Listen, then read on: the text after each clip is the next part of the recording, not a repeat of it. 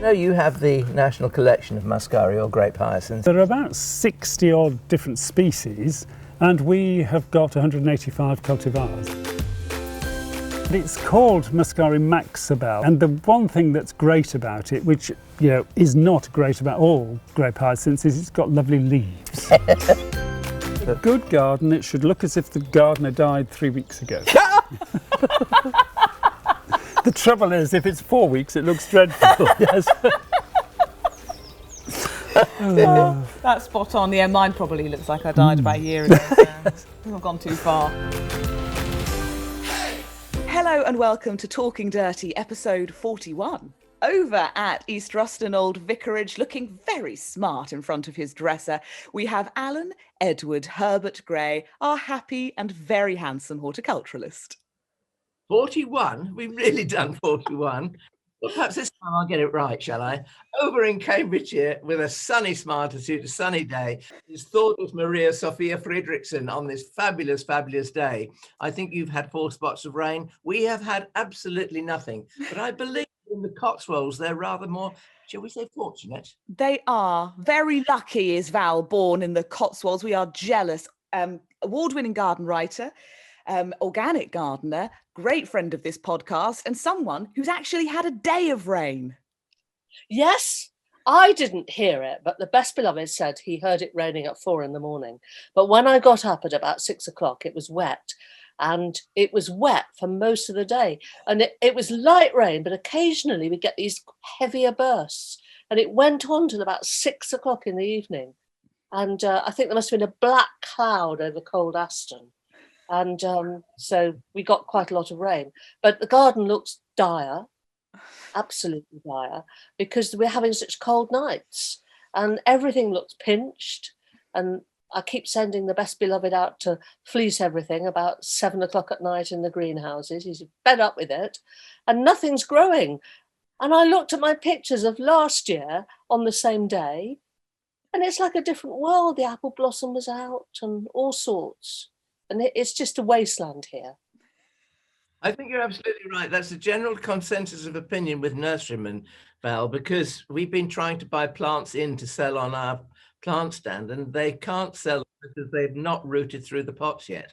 So it's something that we're all going through. Our greenhouses here are stuffed to the gunnels with all the lovely tender things that we generally put out. I did something yesterday which you may think is very, very foolish, because I took some argyranthemums, the tender daisy type things. I took them out of the greenhouse and put them outside. I've been to look at them this morning. I put them in ornamental pots on our pond because they'd gone over, and I can't bear for there not to be anything in them. And so I put them in together with some Erigeron. And there's another called Lavender Lady as well, which is a form of karvinskianus. And I put them all outside, straight in the greenhouse, and I thought they're going to look a wreck this morning, but they don't. And the reason is because your frosts, I'm afraid, inland in the greater landmass is much higher than around the coastal area, which is where we are. Yeah, you have a much more temperate climate than we do in the heart of England. We're cold here. Yes, definitely.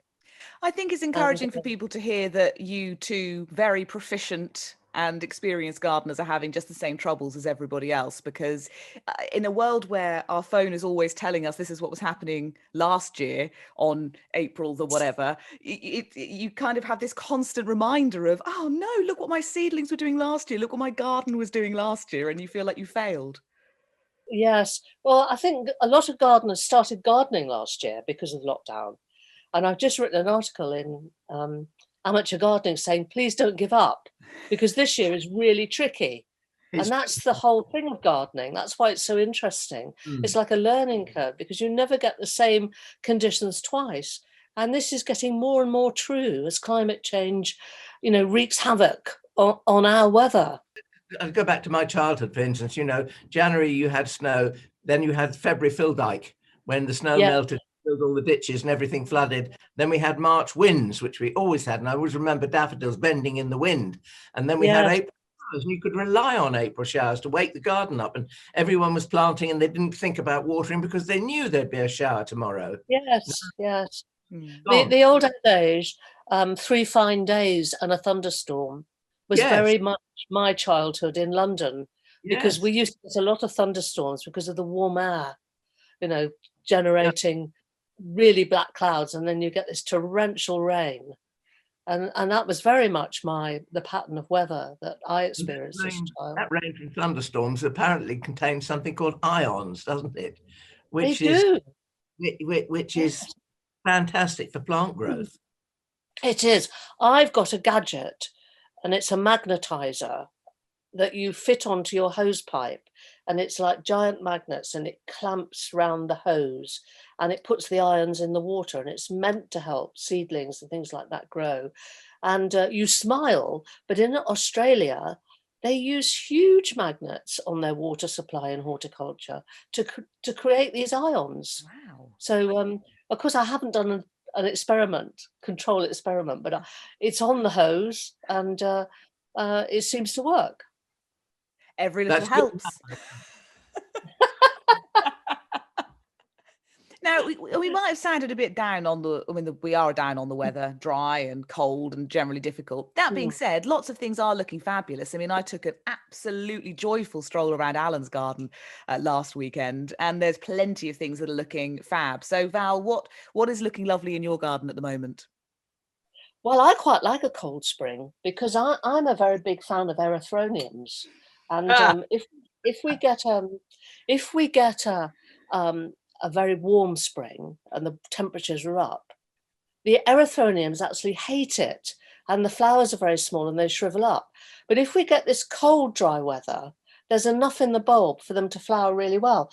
And I picked up a new one because I just love the foliage. And this one is oregonum revolutum from God's Valley. And it's obviously wild collected. And I picked this up in Avondale Nursery near Coventry. And the flowers are over, and I very reluctantly cut one leaf, but this is just such an amazing foliage. And that's one of the reasons that I absolutely love Erythroniums. And I've got a lot of different ones. And this one, and many of them have these scapes with a couple of flowers on, or even more. And this one, I think this one is Winifred. I don't know whether you can see it, because I'm not sure how I'm holding it in the right place. There we go. Yes, I can send you a picture of this. And this is just a sumptuous pink. And this one has sumptuous foliage as well, very mottled. And it earns them the name trout lily because of the scaled appearance. But the funny thing is, not all of them keep it. And I went to a garden centre with a friend, and there were loads of white beauties. That's a very, very cheapest chips bulb, which is a really good one to start with. It's a form of californicum. And we spent a long time going through trying to find the best foliage on the bulbs. And then we went to another one, which was the yellow one pagoda, and tried to pick out the best foliage and planted them. And within about 3 weeks, the foliage had dimmed for some reason. And it was just the same as the ordinary ones. It seemed to sort of morph back again. But this keeps its foliage, and it's absolutely lovely. Yeah, I was very lucky last year in the fact that last autumn, one of the chaps that supplies plants to me came in with a sack containing 100 of those little bulbs of pagoda, and said, "Yes, I've got these. I don't want them. Have them as a present." And so, of course, a good friend to have. Yeah, it is a good friend to have. But I mean, one area we were just cleared out, and it's interesting you say leaf litter. We had a huge leaf mold pile of our own making. We put that completely in this area. We've lifted the canopy. It's a woodland area. We lifted the canopy. We cleared it up, and there are just huge drifts of them in there. This year they don't have much because they were newly planted last autumn, but hopefully it's in the future. Yes, they do bulk up really, really well, Erythroniums. Yeah, and they're enjoying this spring. I was going to ask you that, Val, because I don't grow that many. I grow pagoda, and I've recently got a couple of others. I think was revolutum was one, and the other one, which Thunder and I shared at the weekend when we had a little plant fair in the garden here, was a variety called Joanna, which is I've got Joanna. Yeah. She sort of is a pink one that's sort of more with yellow overtones, isn't she? Yeah, pinky Blushing. apricot. Keith Wiley used to Yeah. come over to East Anglia, the bulb sale, and Yeah. sell bulbs. So I picked up quite a lot from him, and I've got a lot of different ones. I've probably got about 20, and Oh, they all that's- bulb up really, really well. I mean, that's so a lovely. lot of them are collected in the wild because it's a snowmelt plant in the wild, which Yeah. is why it's enjoying these cold temperatures. It's as happy as Larry. I mean, I'm surprised at how well it's done because I thought the dry month would just do for it, but they're really magnificent this year. Yeah. Wonderful things. That's a wonderful point to make, because Thunder, you just mentioned, we're groaning and moaning about the weather and this and that and the other, but there is always a plant that will do well in whatever the conditions are, whether we have torrential rain or whether we have drought. Yes. There's always a bright side in the garden. There is. It's funny. This podcast seems to become like the cult of Erythronium Joanna. I know I was very excited to try and find it, and one of our viewers, her dad found it at a car boot sale that Joe Sharman of Monk Silver had gone to. So I'd messaged him ahead of Alan's plant fair to say, please, can I have a Joanna? And obviously Alan's got a Joanna as well now. So it's like Joanna has become one of the kind of main plants, like a flagship plant of the Talking Dirty podcast. They associate really well with Trilliums, actually, because Trilliums also need leaf litter, and I can't make enough leaf litter to do the whole woodland garden. So I just put it on the most sheltered corner where there are Trilliums, and then I have some raised beds with the Erythroniums in, and I put it round those. Can I carry on showing and telling or not? No, we'll do. I'm just really glad you brought Erythroniums to the conversation, because last week when we visited Richard Hobbs at home, he had some lovely Erythroniums, but we were so busy talking about mascara. Oh, it was wonderful. We'll put a link up so people can go and find it. But muscari, scillas, anemones, pulsatillas, there was so much to talk about that we never got onto Erythroniums, and he had a lovely little crop with his Trillium. There was a wonderful Trillium, the one with the big red bracts on the top and the mottled foliage. There was a superb specimen of that in Richard's garden, and you've just found me my Flomo. Hey! Well, the one to go for is a North American species named after a Japanese botanist. So it's Trillium kurabayashii, and that is early, has wonderful foliage, and their plants are very, very variable. You should always buy a Trillium in flower, not from bulb, because it's an evolving genus, and the foliage varies from plant to plant. And I've got some wonderfully different ones. I've got quite a lot of Trilliums here, and that's just wonderful in March, because I find it more spectacular than Chloropetulum, kurabayashii. Everybody thinks it's Japanese.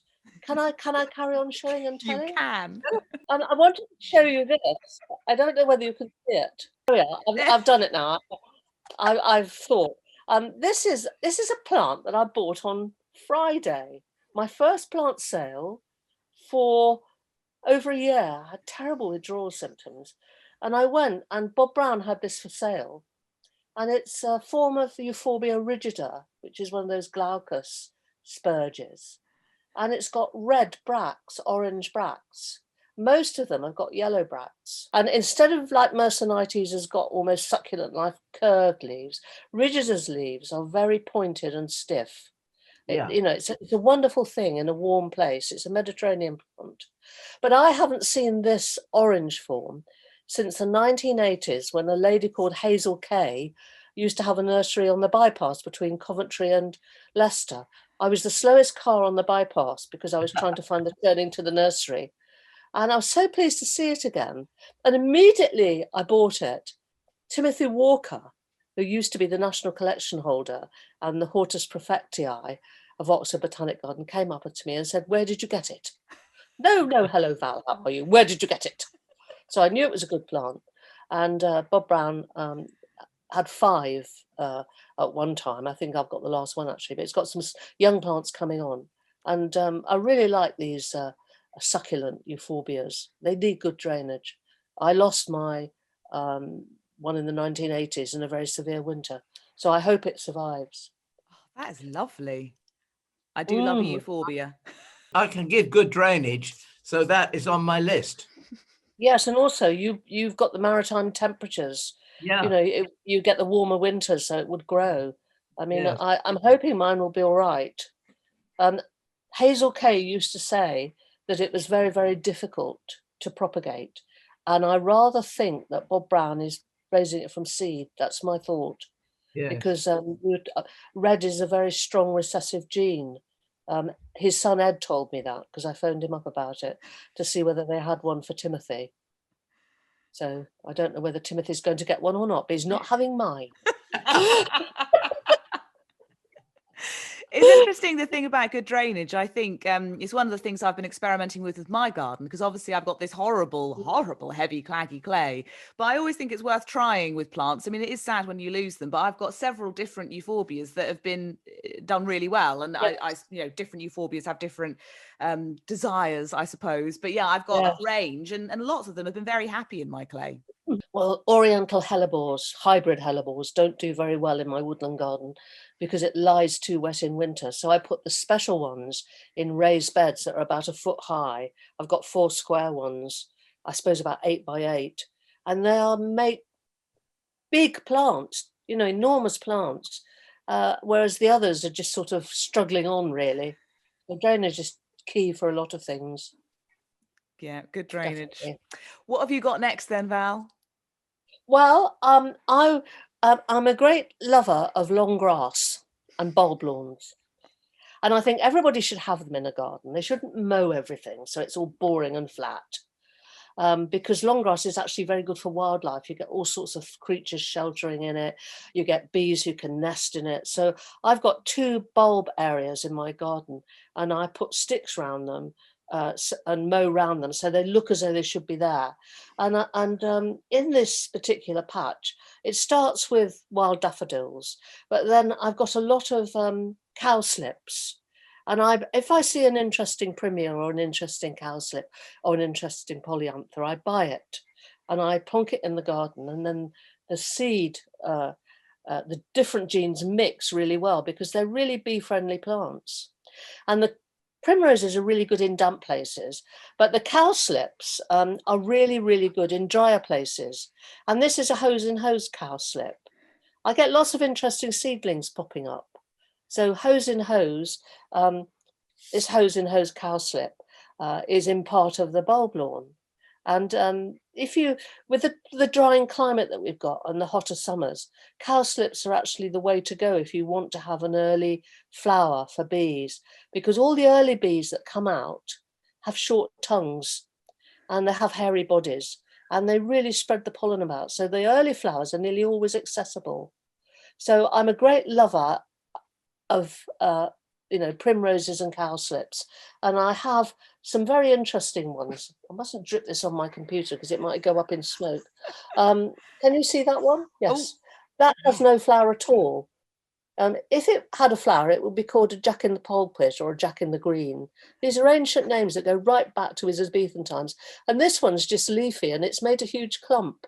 And it's ever so attractive, even though it's got no flower. It's just wonderful. So I got lots of those in the garden.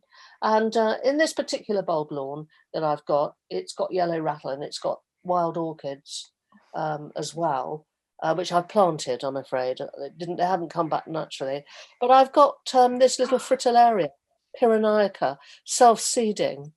I started with probably 4 bulbs and it's probably about 80 of them now.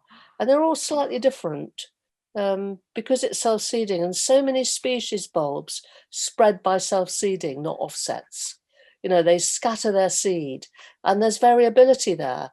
And because we're growing other fritillarias, we've got Pontica, Acromopetala, Elwesii in various parts of the garden. We're getting variations, and these are delightful. And I also have naturalized in that grass. Sorry, I'm not very good at this. Queen of Night. I like how she's coming from the side. Well, yeah, coming in from the side. I don't think I can do it from there. I don't want to trip on my computer, you see, so just leave me alone. So these are sort of interspersed with white narcissi. Yeah. I think this is thalia because, again, I leave them to self-seed. And the whites are always later than the yellows. And of course, you get this mixture. You know, you Sorry? just say the name depends on how posh you are. I, I'm not posh. no, neither am I. But I always call it Talia. I was Oh, told well, I that. don't know. I call it Thalia. I don't know. Well, this I- is interesting. We had this debate with Bridget of Moss and Stone, and then I got a tweet come in which said, "Oh, I always said the H." So we thought we'd figured out that it was without the H, but now you've gone and said it with an H and with an A rather than an R. So But is it you Talia? Is it Thalia? Is it Thalia? Is it Talia? Who knows? This is a very posh one, though, because these bulbs came from Highgrove. And that was a Oi! gardener who had to dig them up. Don't tell HRH. That was years ago, years and years and years ago. One thing that you've just triggered in my mind that I'm wondering as a gardener is the fact that you've got Queen of the Night naturalized in your meadow. And we're all being encouraged, which I think is very important, to let some of the grass grow. You don't have to cut it all. I'm wondering whether some of the species tulips, and it might, some may not, but it might be worth experimenting with some of the species tulips that you find in some of the bulb catalogues. Tulipa sylvestris is very good in grass, because Yes. I visited Exbury, where they've made a river of bulbs because it was a special anniversary, and they get a Dutch bulb company, and they hire one of these bulb planters and plant the bulbs really quickly. And they put a lot of sylvestris in, and it's come back. And Wadston also do well with Tulipa sylvestris in their bulb plantings, which are done in exactly the same way. So I think that some of the species tulips would do really well. I went to a garden called Maynau on Lake Constance many years ago, where they naturalized tulips. So I thought I would have a go in my grass and just put a few spare bulbs in. I've got a yellow that does well, but I've forgotten the name of it, so that's not very helpful. But certainly Queen of the Nights, it seems to be, I don't deadhead anything in there. It just gets to self-seed. So, and it's spreading with gaps. So I suggest that probably seedlings.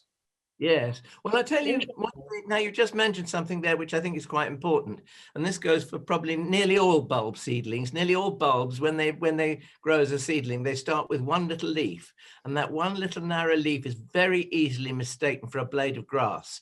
So so if you're growing them in the garden, and unless you know what you're looking for, you're liable to weed the bulb seedlings out. We did this with. I did an experiment with, what's the tulip I grew thunder from? Brengerai, that's it. Yes, Brengerai. Yes. I sowed it in a large seed tray, covered the seed with gravel, fresh seed, and then put it in the shade and left it there. The following spring, it looked like a little lawn with all these little blades of grass, and you suddenly realize that they are tulips. And in their juvenile state, they look like grass, so they're easily weeded out. Well, the most confusing things are Trillium seedlings, because they come up with one sort of leafy, almost blade, and then they go oval, and it takes several years before you get the three leaflets forming. So I've weeded out quite a few. I've thrown away Trillium seedlings, thinking I've mislabeled them and thinking they were lily seedlings. And I've abandoned lilies here because we get such lily beetle problems. So it's very difficult. But, people don't realize, because they're told to deadhead their bulbs.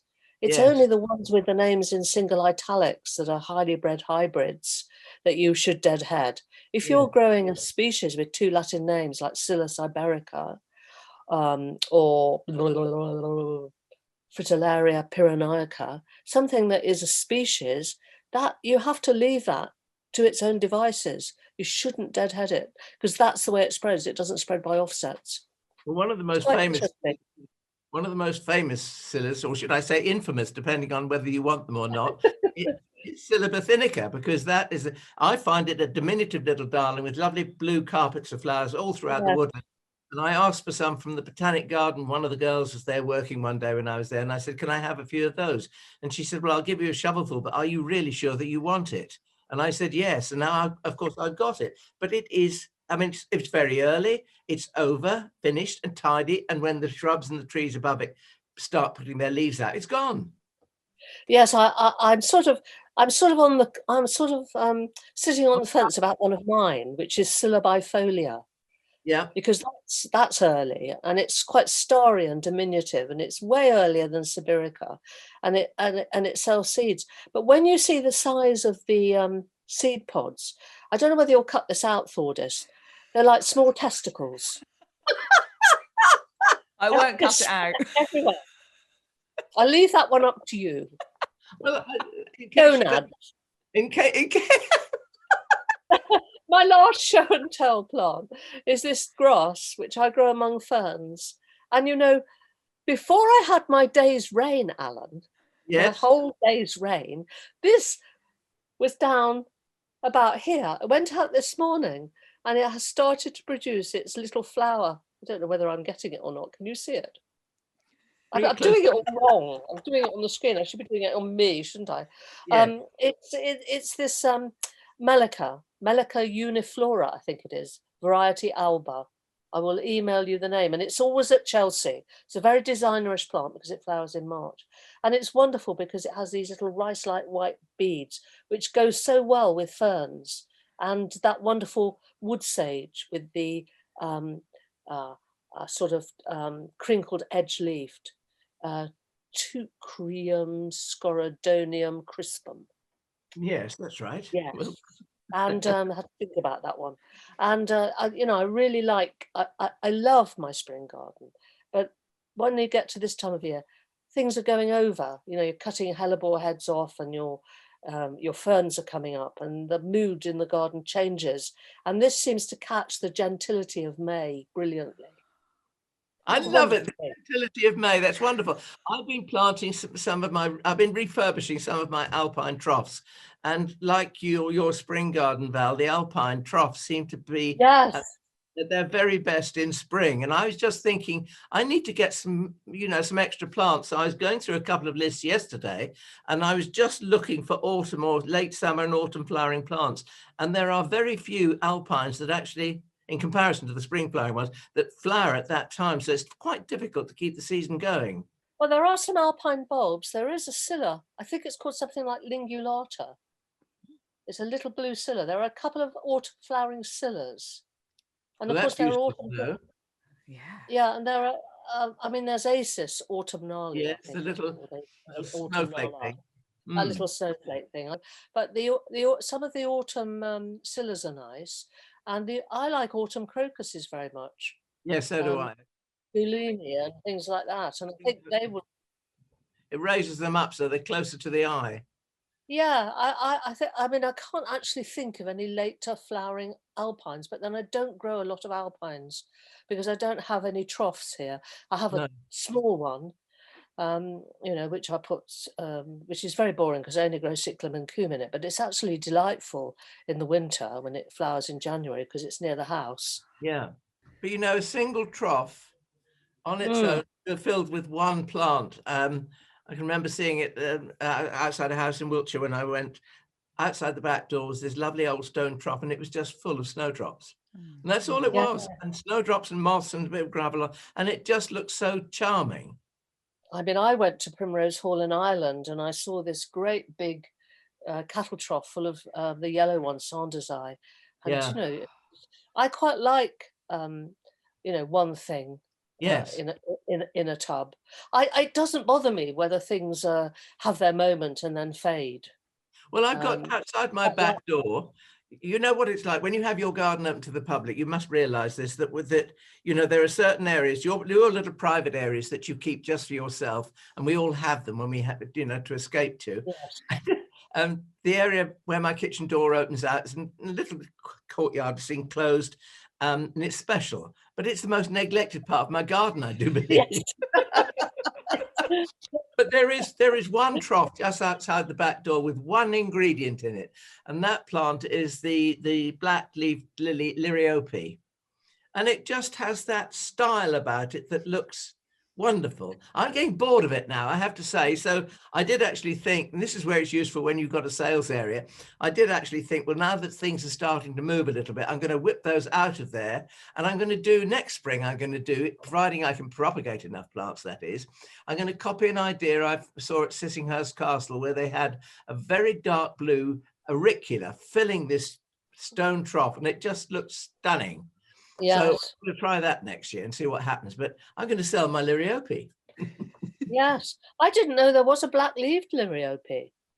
Well, isn't it? No, it's not Liriope, is it? I'm wrong. Ophiopogon. You mean Ophiopogon, Ophiopogon? Paniscarpus nigrescens. May I just compliment you on your glasses, because I don't think I've seen those ones before. They're very smart now. I always wear these in the office. You probably have seen them. Yes, yes. Perhaps I was in the more dingy bit over there because I'm on a different computer. Because my main computer's had to go off to the hospital.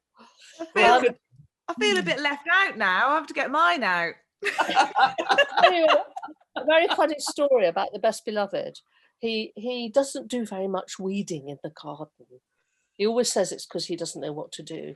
But this particular day, he took it out upon himself to weed the area under the study window. And I've got a lot of silver things in there. I've got a lovely little scabious you don't see very often, graminifolia, grass-leaved folia, scabious. I've got a pink and a blue form, and it sells seeds. And I got it from Alan Bloom years ago, so it's very precious to me. And I was growing a lot of the South African geraniums, Harveyi, because it's dry under there and sunny.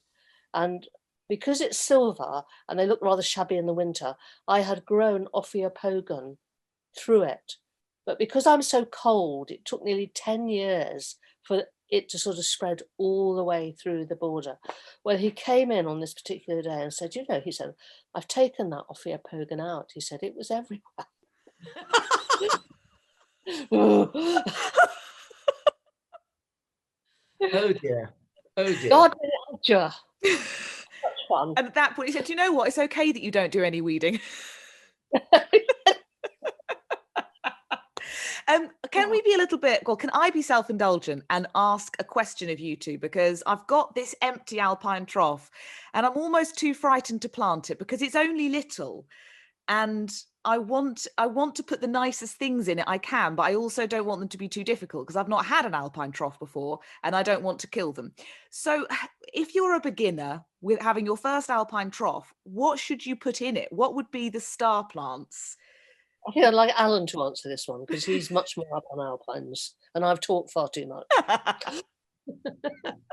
Well, I've got some ideas, but well, Val, you'll have to help me because there's that strange little plant that is minuscule in its growth. It depends whether your trough is in sun or shade as well, Thunder, because both are possible. But there's that minuscule little plant that resembles sheep that grows on New Zealand. Do you know the grey leaf thing? It does nothing very much, but it forms this little hummock, this weird shaped hummock that looks like a sleeping sheep. No. Oh, well, that's that. I want to help you with that. I think probably one of the star plants for the spring are some of the crusted saxifrage, and the one I would go for is a variety called Tumbling Waters, because Tumbling Waters. That was on mine actually. Was it? Yes. Yeah. Yes. They have this lovely little rosettes, and then this huge panicle of flowers. Yeah. That is completely out of proportion to the size of the tiny little plant, but it is spectacular, and I would fill my small sink with that, I think. But you have to be aware of one thing, and that's that dreaded thing called the vine weevil, because vine weevils love to creep up the sides of your trough and lay their eggs underneath your saxifrage, and then the hatchlings feed on your roots and destroy the thing. So you've got to watch for that. What do you do about vine weevil? I mean, is there anything we can do? Well, unfortunately, the chemical that's used in horticulture, because I'm organic, I don't use anything. It is, they're becoming resistant to it. It's a huge problem for heuchera growers and fern growers. They can no longer rely on the chemical. But I'm quite careful in tubs to always tug my plants and look at them very, very carefully. I was just wondering whether you as an organic gardener had a particular... Well, it's grit. They hate gritty soil. They absolutely hate grit. They don't like getting through the grit, but if you add lots of grit to the actual mixture, they don't like that either. That's what you do with Alpine trough. The best thing to combat them is having lots of beetles, because beetle larvae and beetles will eat them. They'll eat the grubs.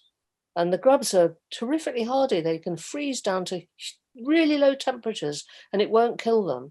But No. I don't have a lot of trouble in the garden with vine weevil, but I do have a lot of beetles because I have these areas of long grass, and beetles love shade. And I'm always trying to cast the shade, and I'm always trying to get the garden completely covered with leaf in a normal day.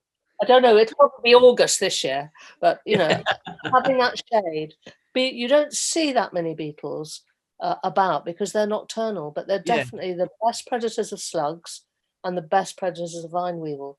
And then you just keep an eye on your plants. I mean, there are certain plants like heucheras, sedums that suffer from them. But Sempervivum. if you've got a good ecosystem of things eating them and birds coming in, they do eat them. There are a problem in tubs. Back to suggestions for thunder fairy. One of the there's a plant called Leptonella. Am I right? Leptonella? That little Leptonella sounds right. Yes. That little creeping fern-like leaf. And yes. the best way I've ever seen it used is somebody ran it through the cracks in the paving at the Chelsea Flower Show.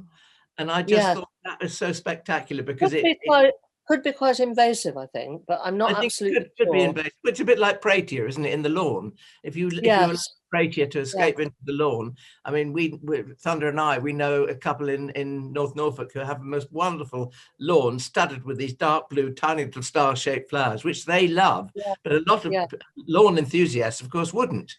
But for people, I'm all for flowers in lawns. So am I. At the moment, I have a lot of mining bees, and it's so cold. There's not many flowers in the garden, not as many as usual, and they're absolutely falling all over the daisies. Yes. So I'm just mowing the lawn until there's more flower in the garden.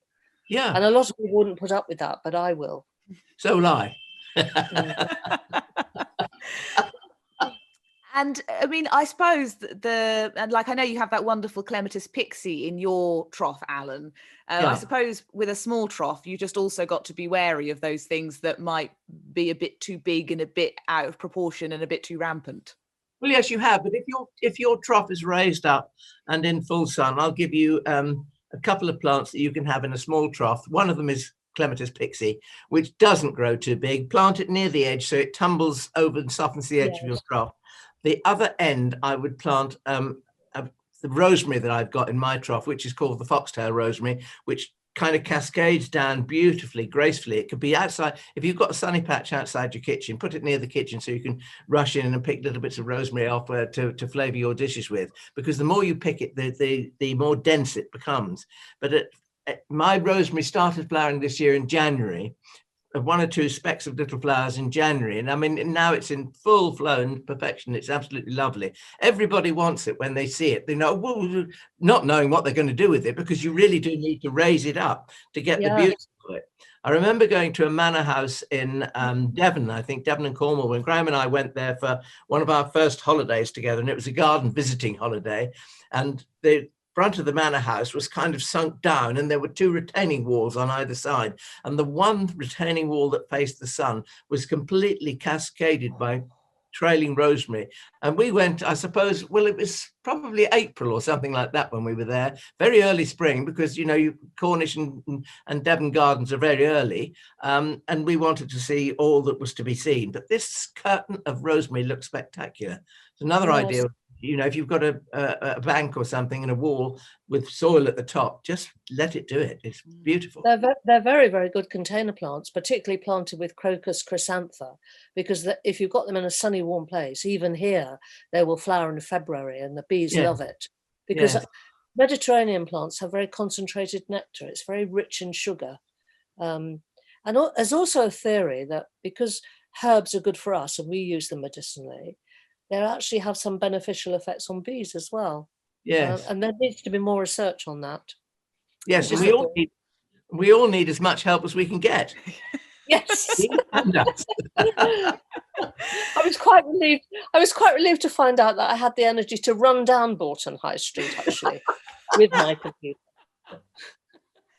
But never quite met you. Before we leave the idea of alpine troughs and gritty soil, I'm not sure which video, but someone in America had been watching our YouTube channel, and they had been looking up horticultural grit in America, and it doesn't seem to be called that in the USA. I don't know if either of you know what it is called, but if we have got viewers or listeners in America, I don't know what they should go and get. Well, it has to be quite coarse grit and quite big grit, and I don't know what it's called, but the best grit I find, in the garden is, I used to buy it as Cornish grit because it had a lot of granite in it, but I don't know what it's sold as now. I'm not really a products person. I don't. I mean, I buy plants, but I buy very little in the way of other stuff. I think that we generally buy a coarse ground horticultural grit, because it all starts life as flint or gravel or something up here where we are. Yes. And it's rolled to various thicknesses. Yes. So we buy the coarse one. Yes. And of course, if you top, and a little tip for anybody is that if you top a bed with horticultural grit, coarse grit, you're then creating the most wonderful, wonderful seed bed. Now, before anybody says, yes, it's a seed bed for weeds too, but I'll tell you one thing about it. It is a most wonderful seed bed because it's always moist because of condensation. And the other thing about it is that weed seeds are easily extricated because shower of rain, if we ever get one in East Anglia, that is, we can we can just give a little wiggle to our weeds and pull them out without disturbing everything else. Yes. I used to have a gravel garden, and I started off with about 3 dioramas. And after about 18 years, I had a complete forest of them because it's actually pea gravel, which is also very, very good. Yeah. And I put grit all around my sort of things like my scabiosa graminifolia. Anything I want to seed down, like that wonderful Himalayan miscanthus nepalensis, which has a wonderful fluffy seed heads in the winter. And it's looking really sad because we haven't had enough rain for it, really. I put grit round that. I put grit round things like peony, tenuifolia, things I want to sort of, if a seedling drops, I want to give it the best chance. I use it round some Eryngiums, although a lot of Eryngiums are hybrids, so you can't be sure what you'll get. But no. I do use grit on quite a lot of plants I want to sort of drop seedlings on the ground. It's very good. Yeah. I just put gravel and grit and everywhere because I just love when things self-seed. I always figure you can mostly get rid of them. I have got huge amounts of lamb's ear now, though, which I need to do something about. I've created a massive seed bed for that, which obviously it just wants to take over. So, and the other half keeps saying, I wish we had a bit less of that one. Beth Cato sells a non-flowering one. And I can't remember the name of it, but there is a Stachys. Yeah, there is a non-flowering one. That seed. There's also one with very attractive lemon yellow fluffy leaves as well, which is a pretty thing. Yes. Ooh. Yeah, they're pretty. I love it, in the front of roses. I haven't got enough room to have much of it, actually. I have to take I've made a sort of gravel area which really was a path, but we didn't walk on that area of path, and I've sort of increased the drainage there by incorporating more gravel. And it's wonderful when a friend of mine called Rosie comes to the garden, and she said, I've been to Iran and I brought some little poppy seeds back. Would you like a few? And I get a pinch of these little poppy seeds from Iran, which is like a diminutive version of our corn poppy, but it's a softer orange with a dark purple throat. And when it blooms, and I mean, it's plants like that. I just love it. And it's great for Granny Gray's purple stock, because my grandmother, who was gardened in South Norfolk on heavy clay, she used to grow this Matthiola stock. And she planted it hard up against the wall of the house to keep it dry throughout the winter. And as you know, they're probably not really that perennial, although they're perennial on the seashore. But in areas cold, they're not. But I've got self-sown seedlings this year, so I'm so pleased. Well, I'll give you a tip. I grow the white one, and it is perennial. And I grow it here very successfully in lots of places. I do allow 1 or 2 to self-seed so I can get seedlings. But if you take the seed pods off, it's perennial. Wallflowers are the same. It has a monocarpic tendency. Yeah. So if you don't let it set seed and you deny it, it has another go. And some of my plants here are 10 or 12 years old. Val, that sounds like a dreadful disease. You have monocarpic tendencies.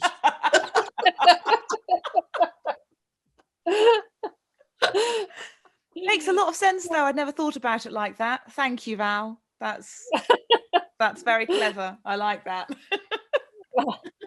Though you have just reminded me, I've been trying to grow some Matthiola from seed, and it's one of the ones that has been a real victim of the blackbirds, because I keep running my seed trays in and out, and it's easy from cuttings. Easy from cuttings. Yeah. Coarse horticultural sand, kept damp, put into small seed trays. I do all my cuttings like that. I don't use it. Don't ever mix up any potting stuff. I have these half trays of the rigid plastic seed trays. I fill it with, it's got to be coarse horticultural sand. And I keep it damp, and it's at the back of the greenhouse. And then when I'm weeding and you hear that sickening snap, you know, that one when you think, oh, I've just snapped off that so-and-so that I've been trying to nurture into life. And you put the cutting in there, nearly everything takes. And I picked that tip up from a nursery woman at a nursery called Burnwood, quite near Wadston in Aylesbury, because every time I wanted a tender plant, she always had it. And that was her method. Great big benches of coarse horticultural sand, everything plonked in, plectranthus, pelargoniums, anything. So that's how I take all my cuttings. Wow. A lot of them quite accidentally while weeding. Well, sage advice indeed, I think. Now, I suppose we should do some Flomo, because we've been chatting for a while. And although I'd be very happy for this podcast to last forever, I know you have to go, Val. So my Flomo is actually one of the few things I didn't buy when I was at Allen's Plant Fair. So there were a small selection of specialist sellers, and I got all kinds of lovely things. This wonderfully kind of pink variegated honesty that I'm excited about, and forced Alan to have as well, because I was so excited about it. Somerset marble, I think. Yeah. Yeah, that's it. I think Is that the name of it? I think it might be quite new. Yeah. And is it Somerset? I haven't seen it. Somerset marble. It's come from Joe Sharman, and apparently it self-sows. It self-sows, but you have to rogue out the plain green seedlings, obviously. Yeah, it'd be a 50-50 job, I think. Yeah, and I think some come out without the pink variegation. It's basically a cross between the variegated one and the sort of darker leaved one. And so I'm excited about that. And I got a lovely little celandine from him, sort of peering out to my patio. I haven't gone in yet because I've got to increase my shade bed, and I'm still negotiating on what part of the lawn I'm going to get. So they're waiting to be planted. But one thing I didn't buy was a narcissus, because I was trying to be good, but I'm rather regretting it now. This wonderful narcissus called Blushing Lady, which was so pretty. And I obviously am crazy about all kinds of oranges and apricots, and it was the whole flower was imbued with a lovely blush. So I think that might now have to... I think I would call it a glow, and it's a glow that you get on clotted cream, isn't it? That lovely sort of warmth of cream. It was a beautiful thing. Oh yeah. I haven't seen that one. That's two things I have to look up. Well, I sometimes it's good to stop yourself buying things, and sometimes you just then live in regret. So I'm currently regretting not buying Blushing Lady. Where's your Flomo at, Val? Well, my Flomo is a variegated plant, and I can tell you I don't like very many variegated plants. And it's a sanguisorba, and generally I like tall sanguisorbas, which are very airy, and they flower in September or July or August, when the miscanthus is getting taller, because sanguisorbas have got such a translucent quality. They go really well with grasses, and so many of them have got dark heads, and I really love them. I like the somber ones, like Martin's Mulberry. I like Red Busby. I really like sanguisorbas. And I saw this plant last year, and like you, I hesitated. I thought I better not buy it. And it was a variegated short sanguisorba, and it was called Little Angel. And it's being micropropagated, and it was absolutely everywhere. Every garden centre you went, there was Little Angel. And I thought, do I want this plant? It is variegated, and I'm not a variegated person, but I think it would be lovely in a container. And one thing about variegated plants is I found very interesting is that, having done a lot of plant trialing, when you get a variegated version of something, like the variegated phlox, which Alan Bloom discovered, and I can't remember the name of, and I'm struggling. Nora Lee.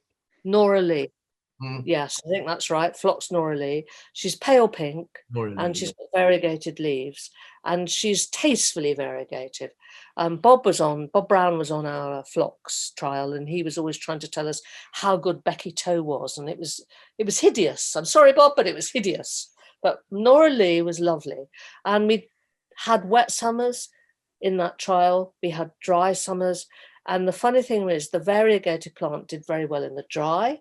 It didn't have any ill effects, and it did very well in the wet. And I think variegated plants have quite a tough constitution because, of course, they can't make that much chlorophyll. So I thought, well, I should have bought this lovely dwarf sanguisorba called Little Angel. And now, of course, I can't find it anywhere, apart from one nursery which is selling it for £10.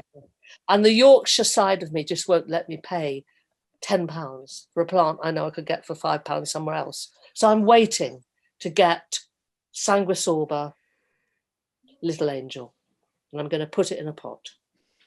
The other side to that Flomo, Val, is that if you can find a big enough plant of Little Angel for £10, you could split it into 3. I doubt whether the nursery that I know that I'm talking about will have a big, well-rooted plant, though. Oh, right. Okay. Well, I'm not saying anything else. No. But I liked your thinking there, Alan.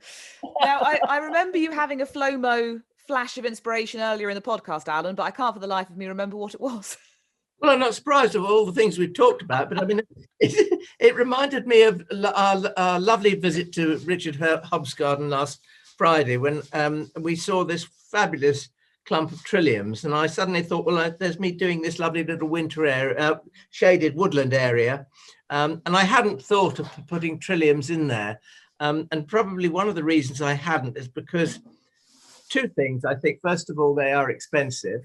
And the reason they're expensive is because they're very, very slow. And I mean, a nurseryman like Potterton's Nursery, they sometimes sell Trilliums, and that, you know, they can be anything between £10 and £20 each, depending on which variety you're buying.